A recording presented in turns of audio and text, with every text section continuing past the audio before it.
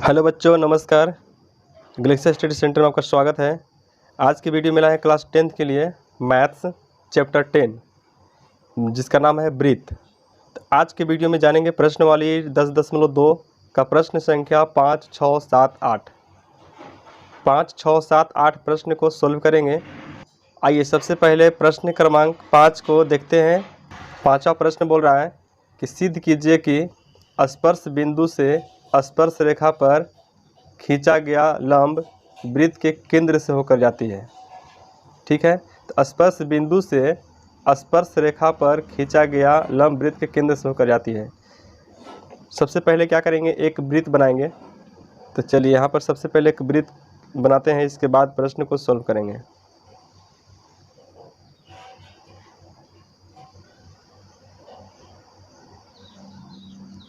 ठीक है, यहाँ पर वृत्त का ये क्या है, ये केंद्र बिंदु है। ये केंद्र बिंदु का क्या नाम है, तो ओ है। ठीक है, तो अब यहाँ पर क्या बोल रहा है कि सिद्ध कीजिए कि स्पर्श बिंदु से स्पर्श रेखा पर जो लंब खींचा गया, स्पर्श बिंदु यहाँ पर है। ठीक है, ये स्पर्श रेखा है। इस स्पर्श रेखा का ये क्या हो गया, स्पर्श बिंदु हो गया। इस स्पर्श बिंदु पर जो लंब खींचा गया है केंद्र से होकर जाती है। इस स्पर्श रेखा पर, ये स्पर्श बिंदु पर जो लंब खींचा गया है, सिद्ध करना है कि ये केंद्र से होकर जाती है, यहाँ से होकर जा रही है। ठीक है, यही सिद्ध करना है कि ये जो है क्या है कि केंद्र से होकर जाती है। तो सबसे पहले जो फिगर बना है उसको हम लिख लेते हैं। तो लिखेंगे, माना कि केंद्र ओ तथा त्रिज्या आर वाला एक वृत्त है जिसमें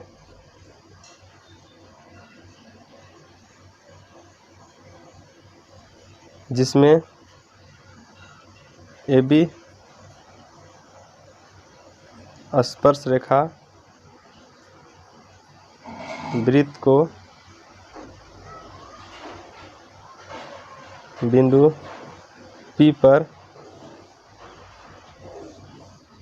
स्पर्श करती है। ठीक है, जो प्रश्न था उसको हम फिगर के हिसाब से क्या किए, मान लिए। अब इसके बाद क्या बोल रहा है कि सिद्ध करना है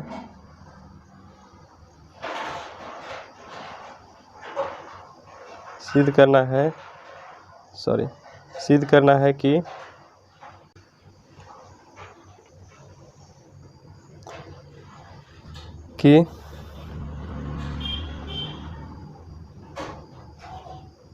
खींचा गया लंब केंद्र से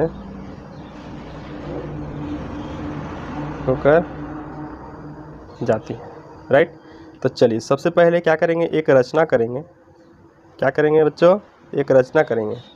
रचना में क्या करेंगे कि यहाँ पर जो बिंदु है ये एक्चुअल में क्या है, केंद्र से होकर जा रहा है, लेकिन एक ऐसा रचना करेंगे जो केंद्र से होकर नहीं जा रहा है। मान लीजिए कि यहाँ पर कोई बिंदु है Q जो केंद्र से कुछ दूरी पर है यहाँ पर। इसके बाद यहाँ से इस रेखा को मिलाएंगे। तो लिखेंगे,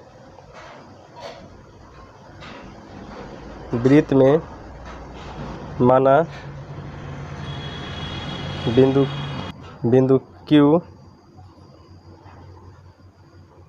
जिसे बिंदु P से मिलाया गया है। ठीक है, इसके बाद देखिएगा, तो यहाँ पर हम क्या जानते हैं, यहाँ पर जानते हैं कि यदि यहाँ से कोई भी रेखा खींचा जाता है स्पर्श बिंदु पर, ठीक है, तो ये क्या होती है, स्पर्श बिंदु पर लंब होती है। तो यहाँ पर लिखेंगे, प्रमाण में लिखेंगे,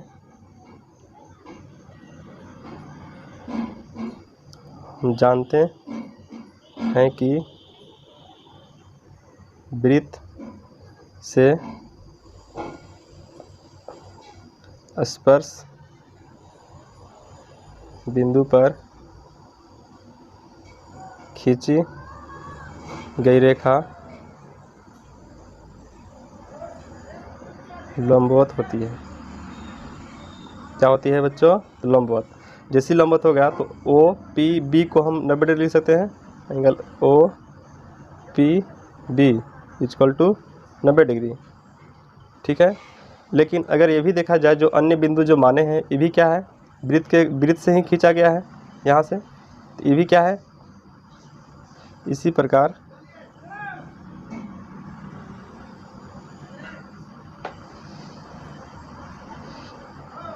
प्रकार एंगल क्यू पी बी ये भी क्या हो जाएगा? 90 डिग्री हो जाएगा। ये कहाँ से? ये रचना से। यहाँ पर लिखेंगे समीकरण 1 तथा 2 से 1 और 2 को देखेंगे तो इधर जब 90 डिग्री है तो भी आपस में क्या हो जाएगा? बराबर हो जाएगा। तो यहाँ पर क्या हो गया? Angle O P B is equal to angle Q P B ये क्या हो गया? आपस में बराबर हो गया। तो ये आपस में बराबर तभी संभव है जब ये क्या होगा? क्यू बिंदु ओ क्यू जो है ओ पी पर क्या है? समपाती होगा। ये एंगल इस एंगल के क्या होगा? बराबर तभी संभव है जब ये क्यू पी ओ पी के क्या हो जाएगा? समपाती हो जाएगा। राइट। तो अब यहाँ पर देखेंगे, यहाँ पर लिखेंगे कि एंगल आकृति के अनुसार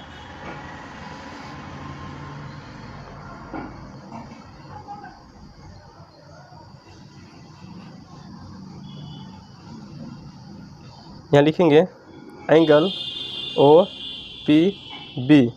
तो यहाँ पर देखिएगा ओ पी बी जो है ओ पी बी ये कैपिटल है किससे? तो इसके तुलना में। तो रचना से क्या दिख रहा है कि ये जो एंगल है इस एंगल से क्या है? बड़ा है। तो आप लिखेंगे is greater than angle Q P B. ठीक है। तो ये कहाँ से? तो ये रचना से आया है। ठीक है। तो ये संभव नहीं है क्योंकि आपस में क्या है? एंगल बराबर है। जब एंगल बराबर है और ये बड़ा और ये छोटा है तो ये तभी संभव है, ये बराबर तभी संभव है जब ये दोनों आपस में क्या होगा? बराबर होगा। तो यहाँ पर क्या होगा? पी क्यू जो है ओ पी पर क्या होगा? मतलब समपाती होना चाहिए इसके ऊपर। तो यहाँ पर लिख देंगे यहाँ angle O P B equal to angle Q P B तभी संभव है जब क्यू पी रेखा ओ पी पर समपाती हो। क्या हो? समपाती। समपाती का मतलब एक दूसरे के ऊपर हो। जैसी समपाती हो जाएगा तो जाहिर सी बात है कि जैसे ही इसके ऊपर समपाती हो जाएगा तो क्यू बिंदु किस पे आ जाएगा? ओ पर आ जाएगा। जब ओ पर आ जाएगा तो मैं क्या बोल रहा था कि जो इस पर लंबवत होता है वो केंद्र से होकर जाता है। तो यहाँ पर प्रूफ हो जाएगा कि किस से होकर जाएगा? तो केंद्र से होकर जाएगा। अतः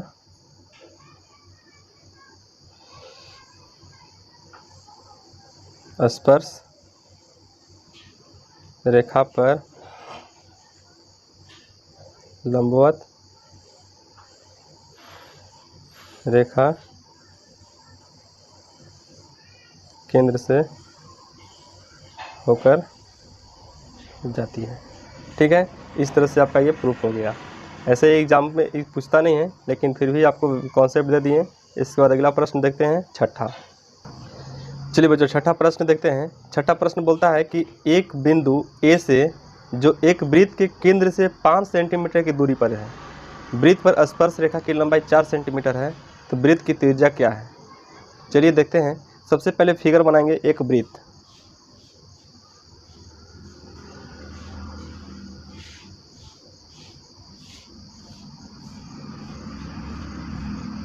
देखिए एक वृत्त है जिसका केंद्र बिंदु क्या है? तो ओ है। बोलता है कि एक बिंदु ए से जो एक वृत्त के केंद्र से 5 सेंटीमीटर दूरी पर है, तो वृत्त के केंद्र यहाँ है। इस वृत्त के केंद्र से 5 सेंटीमीटर दूरी पर कोई बिंदु है बाहर। ठीक है। यहाँ पर अब यहाँ पर दिया हुआ नहीं कि बाहर है कि अंदर है, लेकिन आपको ये समझना है कि यहाँ पर वृत्त पर स्पर्श रेखा की लंबाई बोल रहा है ना, तो बाहर से ही स्पर्श रेखा जो भी खींचा जाता है कहाँ से? तो बाहर से। ठीक है। तो इसलिए जो भी बिंदु ये रहेगा ये कहाँ रहेगा? बाहर रहेगा। तो कितना सेंटीमीटर पर है? तो 5 सेंटीमीटर की दूरी पर स्थित है, तो यहाँ पर लिख देंगे 5।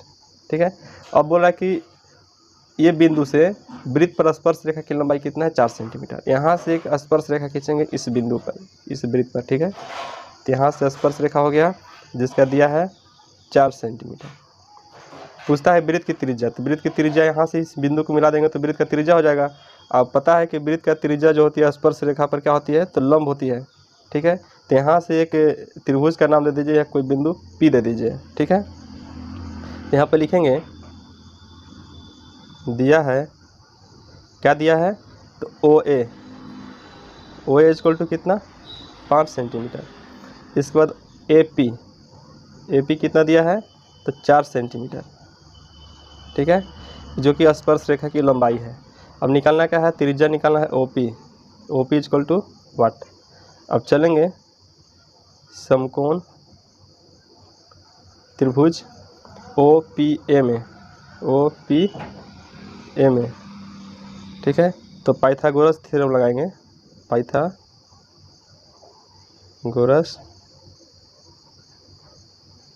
प्रमेय। पाइथागोरस प्रमेय क्या कहता है, जैसा कि आपको पता होगा कि कोई भी समकोण त्रिभुज रहेगा तो सबसे बड़ी भुजा का जो वर्ग है अन्य बाकी दो भुजा के वर्गों के जोगफल के क्या होता है, बराबर होता है। तो अब ये क्या है, इस समकोण के सामने ये सबसे लंबी भुजा होती है। लंबी भुजा तो पता है कि यहाँ पर है, अब बाकी ये जो दोनों है छोटी भुजा होता है। ये दोनों में से कोई भी भुजा पता करना रहेगा तो इसका बड़े भुजा का स्क्वायर में से इस छोटे भुजा के स्क्वायर को क्या करते हैं, माइनस कर देते हैं। इसके बाद रूट अंडर निकालते हैं। ठीक, चलिए अब देखते हैं यहाँ पर कि ओ पी निकालना है। ओ पी क्या है, छोटी भुजा है, तो ओ पी निकालने के लिए रूट अंडर लिखेंगे। इसके बाद लिखेंगे सबसे बड़ी भुजा कौन है, तो ओ ए। इसके बाद इसका स्क्वायर देंगे माइनस बाकी दो सर का भुजा जो रहेगा उसको लिखेंगे, तो ए पी का स्क्वायर। यहाँ पर देखिएगा ओ पी का यहाँ पर देखिएगा ओ ए का वैल्यू कितना है, तो 5 का स्क्वायर माइनस 4 का स्क्वायर। यहाँ पर हो जाएगा ओ ए का वैल्यू कितना है, 25 माइनस 4 का स्क्वायर 16, यहाँ हो जाएगा 9, निकलेगा 3 सेंटीमीटर। ये आपका हो गया त्रिज्या। इसका त्रिज्या का वैल्यू कितना हो गया, तो 3 सेंटीमीटर हो गया। ठीक है, इस तरह से आपका क्या हो जाता है, आंसर। इसके बाद अगला प्रश्न देखते हैं, 7वां। चलिए बच्चों 7वां प्रश्न को देखते हैं। बोलता है कि दो संकेंद्रीय वृत्तों की त्रिज्याएं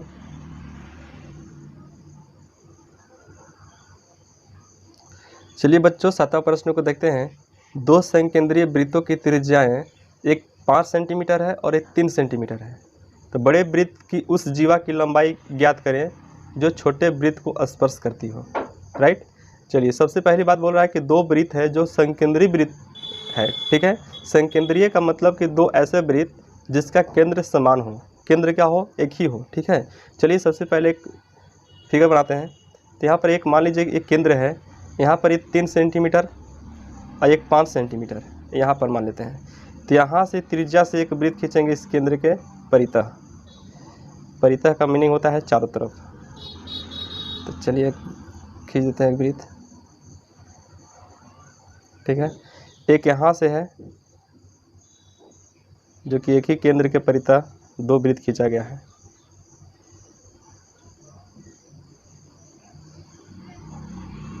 ठीक है, यहाँ से देखिएगा, इसके बाद बोल रहा है कि 5 सेंटीमीटर और 3 सेंटीमीटर। यहाँ से अगर देखें तो ये 3 सेंटीमीटर है और यहाँ से पूरा कितना है, तो 5 सेंटीमीटर है। और बोलता है कि उस जीवा की लंबाई ज्ञात करें। बड़े वृत्त की उस जीवा की लंबाई ज्ञात करें जो छोटे वृत्त को स्पर्श करती है। ये छोटा वृत्त है, यदि यहाँ से एक ऐसे खींचा जाए स्पर्श रेखा छोटे वृत्त के लिए, तो छोटे वृत्त के लिए तो यह स्पर्श रेखा है, लेकिन बड़े वृत्त के लिए क्या हो गया, तो जीवा हो गया। ठीक है, तो इस बड़े वृत्त के जीवा की लंबाई ज्ञात करना है जो छोटे वृत्त को स्पर्श करता है, स्पर्श रेखा है। ठीक है, तो इसका नाम दे देते हैं ओ, इसका नाम दे दीजिए, यहाँ पर सबसे पहले इसको लिखते हैं ए, इसको लिखते हैं बी और इसको लिख देते हैं एम। राइट, और इसके बाद इसको मिलाते हैं, तो ये जो मिला देंगे ये बड़े वृत्त का क्या हो जाएगा, बड़े वृत्त का त्रिज्या हो जाएगा। यहाँ पर ओ ए का वैल्यू कितना दिया हुआ है, तो 5 सेंटीमीटर। यहाँ पर लिखेंगे, दिया है ओ ए जो है बड़े वृत्त की त्रिज्या जो कि कितना है 5 सेंटीमीटर। इसके बाद यहाँ पर देखिएगा OM क्या है, ये छोटे वृत्त की त्रिज्या है। यहाँ पर लिख देंगे OM इक्वल टू छोटे वृत्त की त्रिज्या, ठीक है, 3 सेंटीमीटर। ये हो गया 3 सेंटीमीटर और ये हो गया आपका 5 सेंटीमीटर। तो ये जो त्रिभुज बन रहा है, इस त्रिभुज में देखिएगा ये छोटे वृत्त का ये रेखा क्या है, स्पर्श रेखा है। तो स्पर्श रेखा पर त्रिज्या क्या होती है, लंब होती है। तो यहाँ पर ये समकोण त्रिभुज का निर्माण हुआ। तो लिखेंगे समकोण त्रिभुज OMA। तो जैसे समकोण त्रिभुज बना तो यहाँ पर पाइथागोरस थ्योरम लगेगा। पाइथागोरस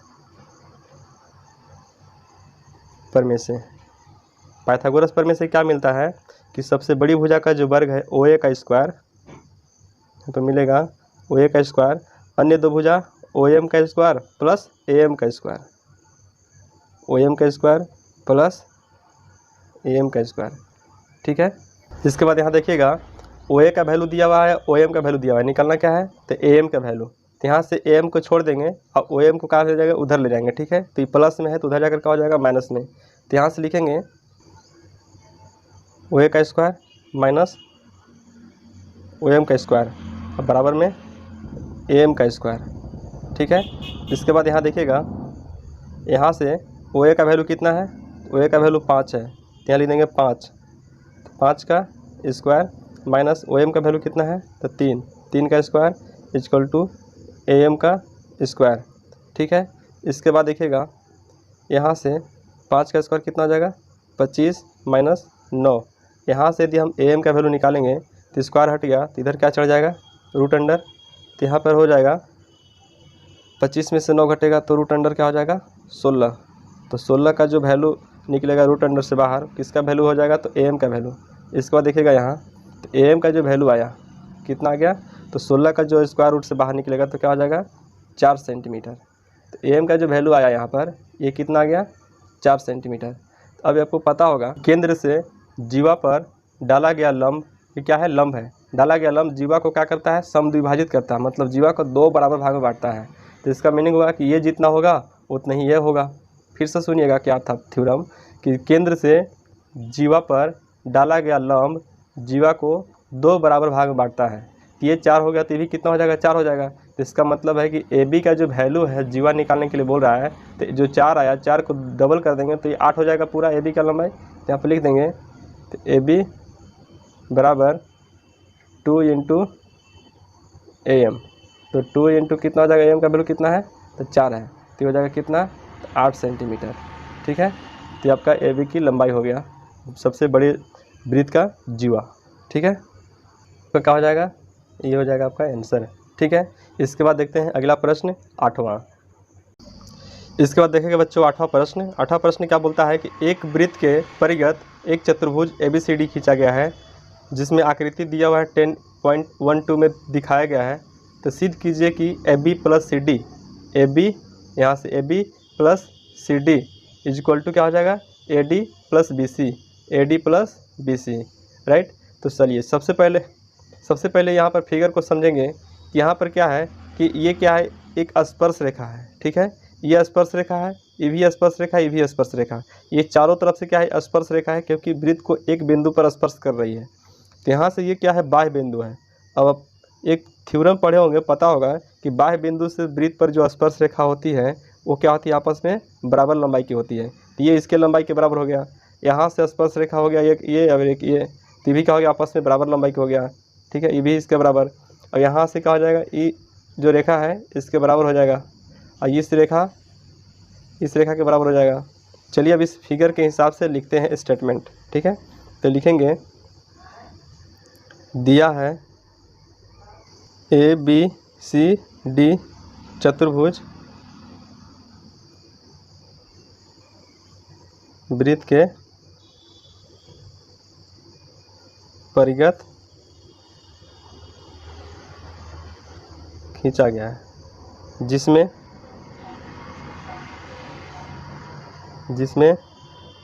स्पर्श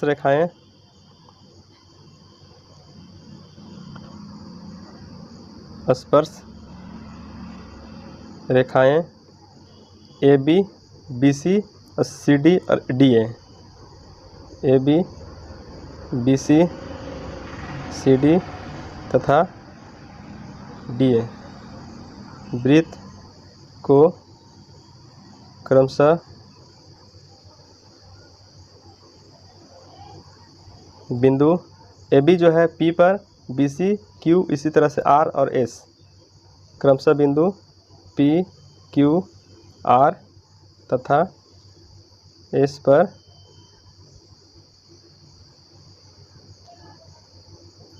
स्पर्श करती है। ठीक है, चलिए अब इसके बाद देखिएगा, सिद्ध करना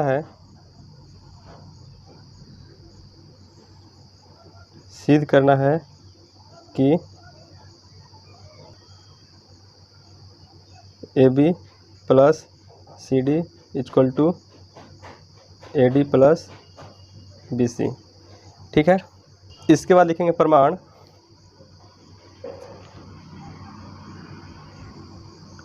प्रमाण में क्या लिखेंगे कि बाह्य बिंदु से वृत्त पर खींची गई स्पर्श रेखाओं की लंबाई क्या होती है, बराबर होती है। लिखेंगे, हम जानते हैं कि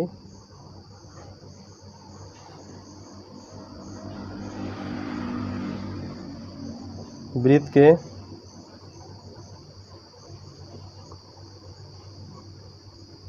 बाह्य बिंदु से वृत्त पर खींची गई स्पर्श रेखाएं की लंबाई बराबर होते हैं। ठीक है, इसके बाद लिखेंगे बाह्य बिंदु किसके लिए, तो ए के लिए।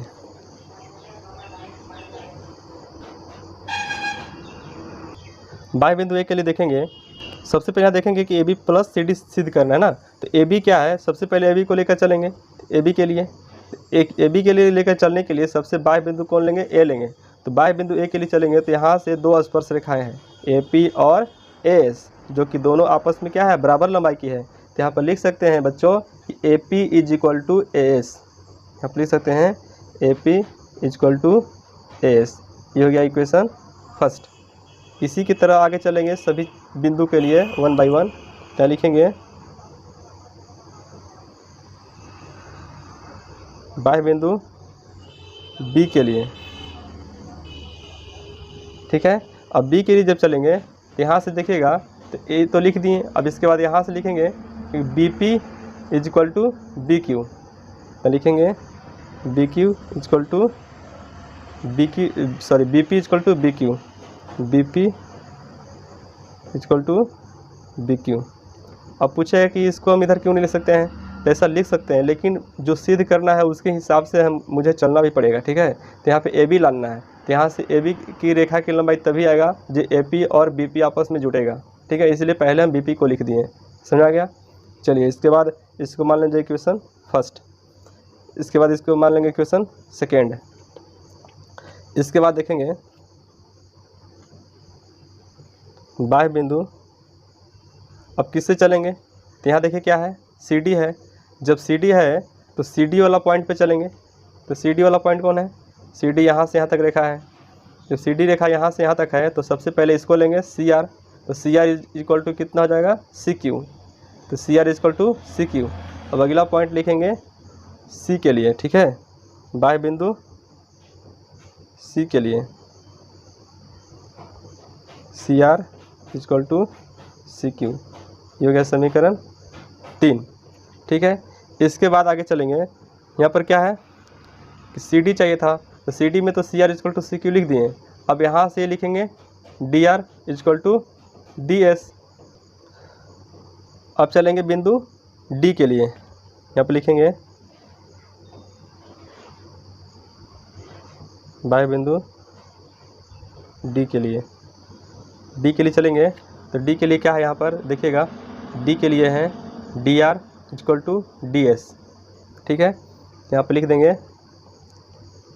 D R equal to D S, ये होगा समीकरण 4। ठीक है, अब एक चीज़ समझिएगा यहाँ फिगर को अच्छे से। यहाँ पर देखिएगा कि A B plus C D सिद्ध करना है, तो सबसे पहले ए बी चाहिए। ए बी के लिए क्या है कि यहाँ से ए पी और बी पी, तो यहाँ पर देखिएगा ए पी और बी पी, तो इसका मीनिंग हो रहा है यदि समीकरण 1 2 3 4 सभी को जोड़ेंगे तो मुझे प्राप्त हो जाएगा। ठीक है, तो चलिए सबसे पहले लिखेंगे समीकरण 1 प्लस 2 प्लस 3 प्लस 4।